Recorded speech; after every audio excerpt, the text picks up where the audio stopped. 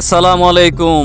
আমানত শাহ রহমাতুল্লাহ আলাইহির পবিত্র দরগা শরীফ। জি হ্যাঁ বন্ধুরা, এটাই হলো বাংলার ঐতিহাসিক আধ্যাত্মিক সুফি সাধক আমানত শাহ রহমাতুল্লাহ আলাইহির পবিত্র দরগা শরীফ। এই দরগা প্রাঙ্গণে গৌসে পাক হযরত মহিউদ্দিন আব্দুল কাদের জিলানী রহমতুল্লাহ আলাইহির বংশধর বিখ্যাত সুফি সাধক আমানত শাহ রহমতুল্লাহ আলাইহি শাহিত আছেন। আল্লাহর ওলি আমানত শাহ রহমতুল্লাহ আলাইহি তিনি একজন উচ্চ মাকামের আধ্যাত্মিক সুফি সাধক কামেল ছিলেন, যাকে শহর কুতুব হিসেবে পরিচিত লাভ করেছেন। আমানত শাহ রহমতুল্লাহ আলাইহির ইতিহাস নিয়ে তার জীবনী বৃত্তান্ত আজ আপনাদের সামনে উপস্থাপন করব। সুফি মিডিয়ার চ্যানেলটা আপনারা সাবস্ক্রাইব করে আমার পাশে থাকবেন। এই মহান আউলিয়া আধ্যাত্মিক আল্লাহর বন্ধু তিনি বড় পীর আব্দুল কাদের জিলানী রহমতুল্লাহ আলাইহির নির্দেশে তিনি চট্টগ্রামে এসে তৎকালীন আজ থেকে 1750 থেকে তার মাঝামাঝি অবস্থায় তিনি এক আদালতে চাকরি নিয়েছিলেন ছদ্মবেশ ধারণ করে।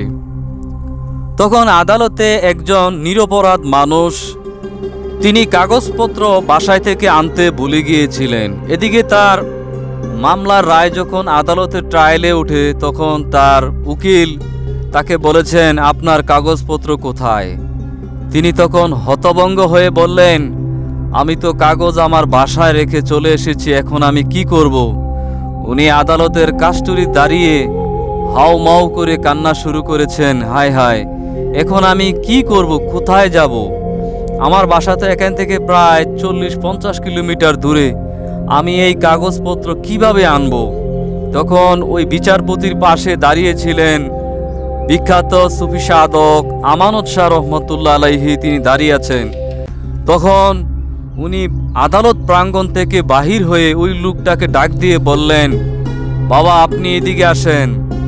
ওনার কথা শোনার পরে উনি বাহিরে চলে আসেন। আসার পরে শাহ আমানত রহমতুল্লাহ আলাইহি বলেন, আমি যদি আপনার কাগজপত্রগুলি আপনার বাসা থেকে এনে দেই, আপনি কি কাউকে কিছু বলবেন? ওই লোকটি বললেন, না হুজুর, আমি কাউকে কিচ্ছু বলবো না, আপনি দয়া করে আমার কাগজপত্রগুলি আনার ব্যবস্থা করে দেন।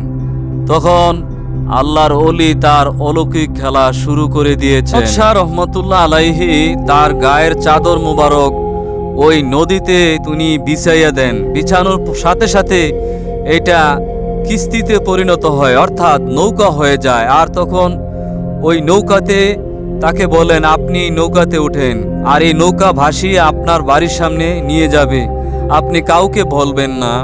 তখন উনি সত্যি সেই নৌকাতে উঠে তিনি তার বাসায় গিয়ে কাগজপত্র উনি সংরক্ষণ করে আবার চক্ষু বন্ধ করার পরে আবার সেই কিস্তিতে তিনি আরোহণ করেন। কিস্তি নদী পার করে আদালত প্রাঙ্গণে এসে উপস্থিত হন। বিচারপতি জাজ সাহেবের সামনে এনে তিনি কাগজপত্র উপস্থাপন করেন।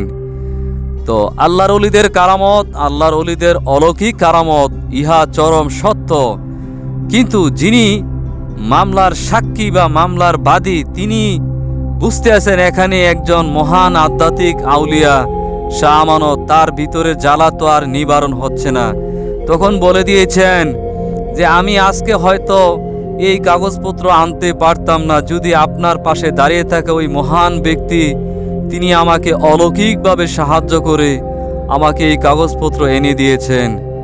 তখন বিচারপতি আদালত প্রাঙ্গণ অবাক হয়ে গেলেন, কে এই ব্যক্তি, তার কি ক্ষমতা আছে?